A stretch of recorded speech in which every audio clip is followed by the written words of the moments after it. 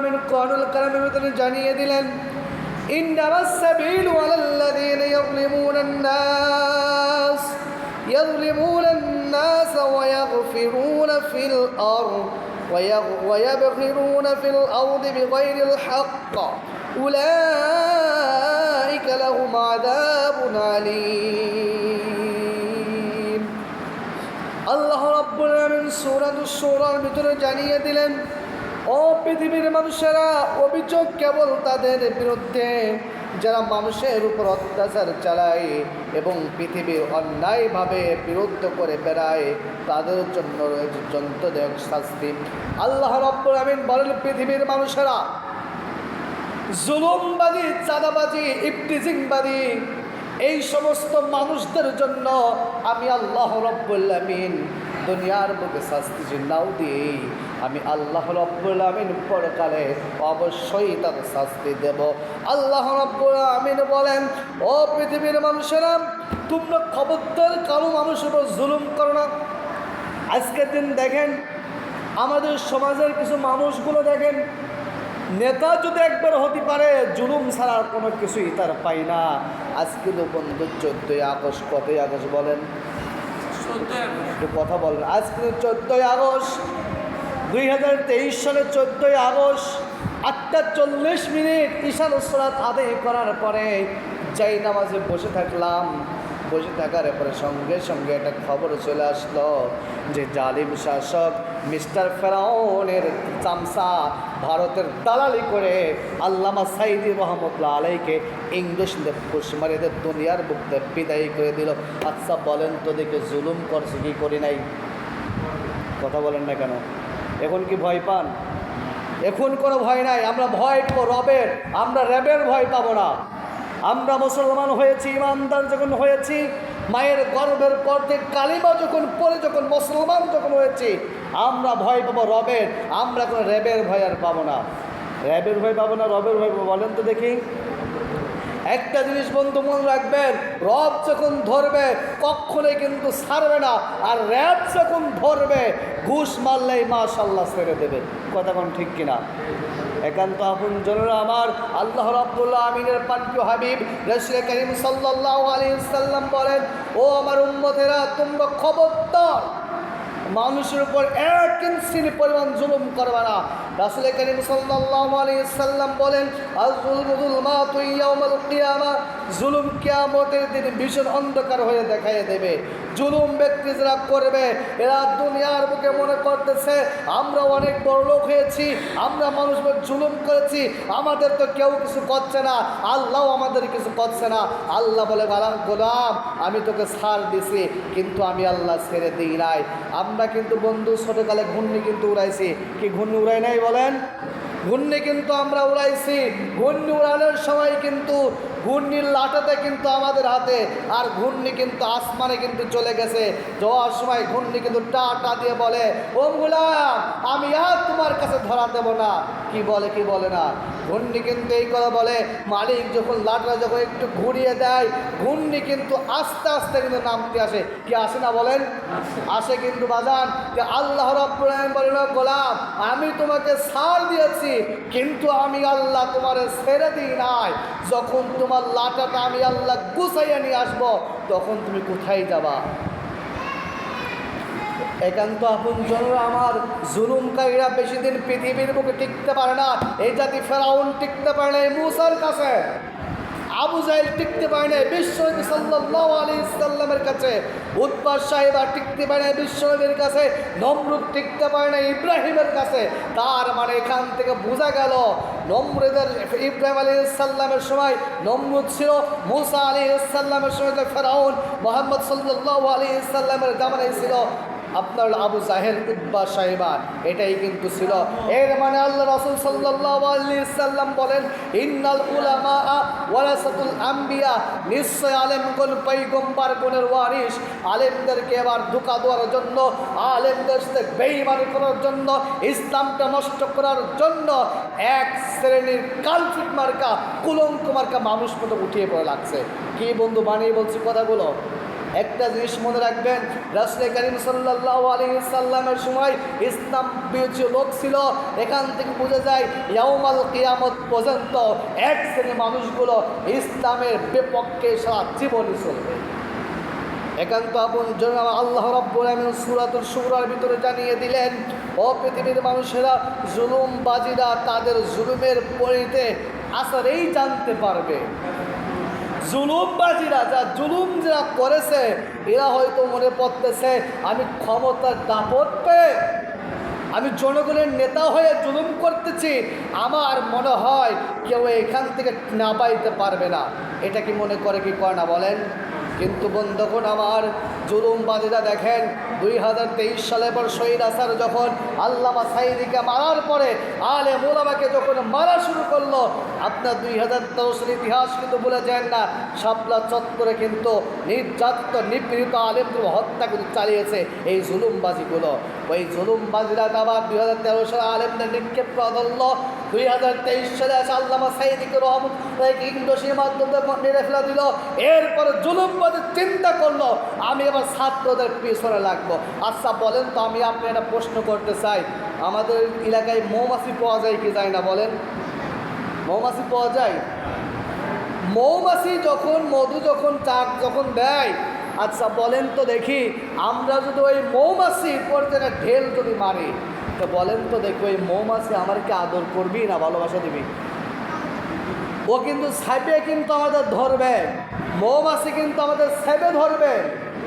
এর জন্য আমি আপনাদেরকে বলতে চাই, জুলুমবাজিরা অনেক চেষ্টা করার পরে যখন আমাদের ছাত্রদের উপর যখন অত্যাচার শুরু করলো, তখন কিন্তু আল্লাহ বলে ওয়ামাকারু ওয়ামাকারুল্লাহ আল্লাহু খায়রুল মাকিরিন। ও পৃথিবীর মানুষেরা, তোমরা যত পরিকল্পনাই করো না কেন, আমি আল্লাহ সুবহানাহু ওয়া তাআলা যে পরিকল্পনা করি এটাই হলো আমার সবচাইতে মহা পরিকল্পনা, একটা পরিকল্পনা। আমরা কিন্তু বলে দিয়েছিলাম বন্ধু 2023-24 সালে নির্বাচন বলেই বলছিলাম এই সরকার মনে হয় আর পতন হবে না। কি বলছিলাম না বলেন? বলছিলাম। কিন্তু আল্লাহ রাব্বুল আলামিন বলেন, গোলাম শোনো তোমরা, আমি ফেরাউনকে নীল নদের ভিতরে চুবিয়ে মারছি। আমি বাদশাহ নমরুদ, কত বড় নেতা, ওই নমরুদকে আমি আল্লাহ সুবহানাহু ওয়া তাআলা একটা সামান্য একটা ন্যাংরা মশার কামড় খাওয়া পৃথিবীর বুকে থেকে বিদায় করেছি। শুধু কি ন্যাংরার মশার কামড় খাওয়াইছি? না, ওগুলা আমি ওই নমরুদকে নাকের ভিতরে ন্যাংরা মশাটা ঢুকাইয়া দিলাম। ঢুকাইয়া দেওয়ার পরে ওই নমরুদ যখন নাকটা টানে আর ভালো লাগে না, হাত দিয়ে টানলে ভালো লাগে না, মানুষ যদি নাক টেনে দেয় তাও ভালো লাগে না, যখন জোতাতে যখন বাড়ি মারে দেয় তখন নমরুদের কিন্তু ভালো লেগে যায়। এখান থেকে বোঝা গেল বন্ধু, ইসলামের বিপক্ষে যারাই চলবে, জুলুমবাজি যারাই করবে, ওদেরকে জুতার মারি ছাড়া আর কোনো জায়গা নাই। কথা কম ঠিক কিনা? একান্ত আপন জনেরা আমার, হয়তো আপনাদের মনে প্রশ্ন রাজনীতির আলোচনা জাগতে পারে বন্ধু, কিন্তু জুলুমবাজি সম্পর্কে চলে আলো আমাকে তো বলতেই হবে। কাল কিয়ামতের দিন আল্লাহর আদালতে ইকরা কিতাবাক কাফা বিনাফসিকা আল-ইয়াওমা আলাইকা হাসিবা। আল্লাহর কোরআন বলতেছে পৃথিবীর মানুষেরা, ইকরা কিতাবাক কাফা বিনাফসিকা আল-ইয়াওমা আলাইকা হাসিবা। ও গোলাম, তুমি পড়ো তোমার আমলনামা। ও গোলাম, তুমি তোমার কিতাবটা পড়া শুরু করো। তুমি এই কিতাবে তুমি দুনিয়ার বুকে যা কিছু করছো না কেন, আমি আল্লাহ সুবহানাহু ওয়া তাআলা সেটা তোমাকে লিখিয়ে দিলাম, লিপিবদ্ধ করে দিয়েছি। এবার গোলাম তুমি পড়া শুরু করে দাও। ও বন্ধু, তখন বলেন তো দেখি, আল্লাহ যদি আমাদের এই আমলনামাটা যখন দেয়, আমরা যদি আমলনামাটার ভিতর যদি আমাদের জুলুম যদি বেশি থেকে যায়, আচ্ছা বলেন তো দেখি আমাদের জায়গা হবে কোথায়? যদি আমাদের উপরে যদি আমরা যদি মানুষকে জুলুম যদি করতে থাকি, কি বলেন জুলুম? আল্লাহ রাব্বুল আলামিন সূরা নিসা 4 নম্বর পারা 18 নম্বর পৃষ্ঠায় বিপদ আল্লাহ জানিয়ে দিলেন, ইউসিকুমুল্লাহু ফি আওলাদিকুম লিযাকারি মিসলু হাযিল উনসায়াইন। ও গোলাম, এইখানে আল্লাহ সুবহানাহু ওয়া তাআলা বলেন, ইউসিকুমুল্লাহু ফি আওলাদিকুম, তোমরা তোমার ভাইয়ের হক, তোমার বোনের হক, তোমার প্রতিবেশীর হক, সমস্ত মানুষের হক তোমরা বুঝিয়ে দাও। কে বলতেছে? আল্লাহ বলতেছে, গোলাম তোমরা তোমাদের ভাইয়ের হক, তোমাদের বোনের হক, তোমাদের পাড়াপড়শির হক তোমরা বুঝিয়ে দাও। আর আমি আপনি ভাইয়ের হক বুঝাচ্ছি না, বোনের হক বুঝাচ্ছি না। আমাদের সমাজে কিছু কিছু মানুষ আছে বন্ধু, বোনের সাথে ভালো সম্পর্ক করে, কি করে বলেন, ভালোবাসা দেয়, ভালোবাসা দেওয়ার পরে বোন যখন আসে বলে ভাই আমার ওই বাপের জমিটা আমার একটু দে, বাপের সম্পদ থেকে আমার একটু দে। ওই সময় ভাই হয়ে যায় কালপিট করে ফেলা দেয়, বলে তোরে আমি এত ভালোবাসি, তোর আমি খাবার পন্তক দিই, তুই আমার বাড়ি আসিস, কিন্তু তুই জমে যাচ্ছে। ওই দিন থেকে ভাই কোনো দেখতে পারে না। আমাদের সমাজে মনে হয় এরকম ভাই আছে না নাই? অবশ্যই কিন্তু বন্ধু আছে। তা আল্লাহ রাব্বুল আলামিন বলেন যা জুলুম যারা করছ তোমাদের অতি শীঘ্রই, তোমাদের অতি সেকেন্ডে, আজ হোক পরে হোক বিপদ আসবে। এর জন্য আমি আপনাদেরকে বলতে চাই, যদি আমরা কারোর উপর জুলুম যদি করে থাকি, যদি আমরা কারোর উপর জুলুম যদি করে থাকি, আজ থেকে এই মুহূর্তে তার কাছ ক্ষমা চেয়ে আল্লাহ রাব্বুল আলামিন তওবা করে নেব, আমরা আর জীবনে জুলুম করবো না। কি করবো না বলেন? জুলুম এমন একটা গুনাহ, এমন মস্ত একটা বড় একটা গুনাহ।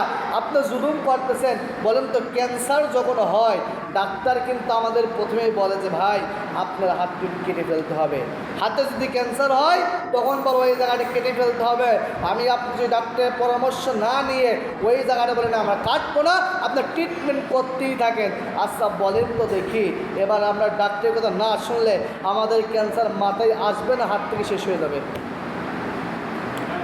আমাদের ক্যান্সার কিন্তু পুরো শরীরে কিন্তু চলে আসবে, তখন কিন্তু আমাদের নিশ্চিত কুল্লু নাফসিন যায়কাতুল মাউত, প্রত্যেকটি প্রাণী কি মরণশীল। আমাকে আপনাকে তখন জীবনের মতন শেষ বিদায় নিতে হবে।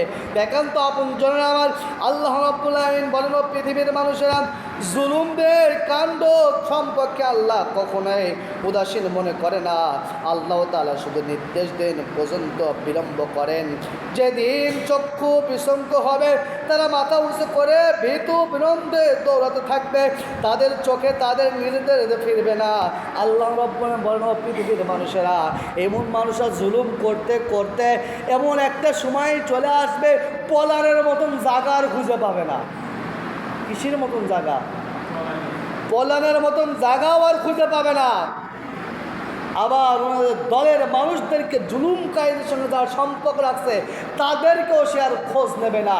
আল্লাহ বলেন খতামাল্লাহু আলা কুলুবিহিম ওয়া আলা সামিইহিম ওয়া আলা আবসারিহিম গিশাওয়াতুন ওয়া লাহুম আযাবুন আযীম। ও পৃথিবীর মানুষেরা, তো আমি আল্লাহ রাব্বুল আমিন খতামাল্লাহু আলা কুলুবিহিম ওয়া আলা সামিইহিম ওয়া আলা আবসারিহিম, ওদের অন্তরটাকে আমি আল্লাহ পাথর মেরে দিয়েছি, ওদের কানের উপরে মোহর মেরে দিয়েছি, ওদের চোখের তুমি আল্লাহ পর্দা মেরে দিয়েছি।